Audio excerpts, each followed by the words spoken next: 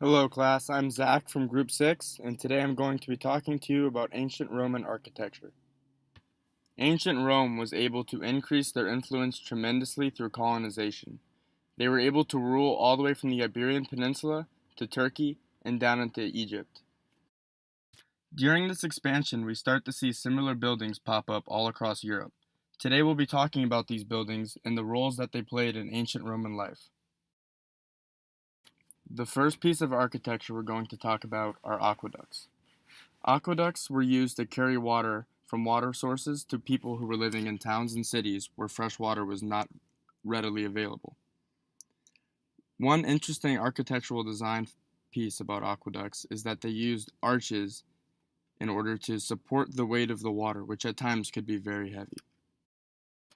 To the average person, however, having an aqueduct was a form of security, and it was a key component to why Rome was able to stabilize the colonies for as long as they did, by being able to promise their citizens fresh water. We also see Rome mirror Greeks' tradition of building large temples to honor their gods. The Romans worshipped hundreds of different gods, but there were a group of 12 main gods and goddesses called the Decuncentes who were worshipped at all temples. We also see a pattern of ancient Rome destroying places of worship originally in locations and building their own, therefore imposing their own religion on the people who they were colonizing. This would just make it even easier for ancient Rome to be able to control their people if they were able to dictate their religion. While there are many ancient Roman temples, perhaps none are as astonishing as the Pantheon. The Pantheon was originally built around 100 AD as a pagan temple for the common people to worship the 7 Roman gods: the Sun, Moon, Venus, Saturn, Jupiter, Mercury, and Mars. However, it has since been turned into a Roman Catholic church. The Pantheon is actually also one of the first buildings from classical architecture where the interior is deliberately made to outshine the exterior. The interior is actually designed so intricately and vast as to invoke a sense of humbleness and awe as you walk into the place of God. We also see ancient Roman treasuries, such as the Roman treasure of Lebanon at Baalbek, pop up all across the empire.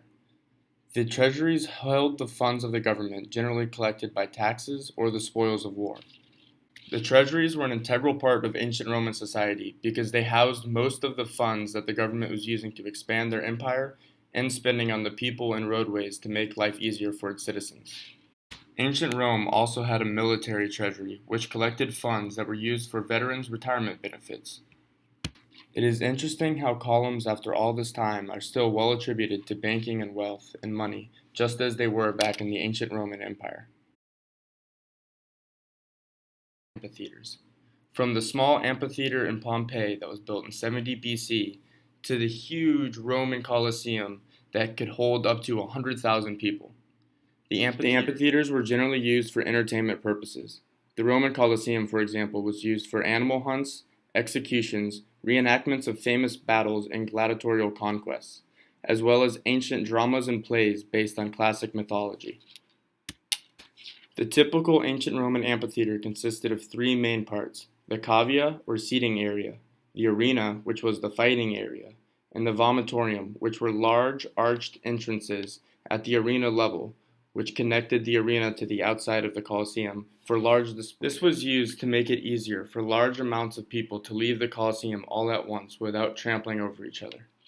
Thank you very much for watching, and I hope you learned something today about some of the buildings that composed the ancient Roman skyline.